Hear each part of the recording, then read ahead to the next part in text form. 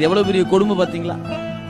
அவன் தான் இந்த உடம்ப கொடுத்தான். ஆனா நாம என்ன கேட்கறான்? சாமி எனக்கு என்ன கொடுத்துச்சுன்னு. நீ இப்படி கேள்வி கேட்கறதுக்கு இடம் கொடுத்திருக்கதே அவன் தான். அவன் கொடுத்தது எத்தனை ஏராளம் ஏராளம் கொடுத்து வச்சிருக்கிறானே. ஞாபகம் வச்சுக்க.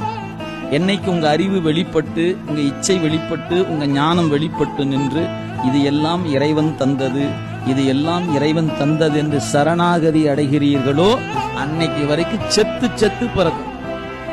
இந்த சட்டை வழங்கப்பட்டதே உங்களுடைய அறியாமையை நீக்கி அறிவை வளர்த்து கொண்டு, இந்த அறிவுக்கு காரணமானவன் இறைவன் என்று சரணாகதி அடைவதற்கு தான் பிறப்பு கொடுத்திருக்கிறார். நாம என்ன நினைச்சிட்டு இருக்கிறோம்? பிறந்த பிறப்பு பிசினஸ் பண்றதுக்காகத்தான், நல்ல தொழில் பண்ணணும், நல்ல சம்பாதிக்கணும்.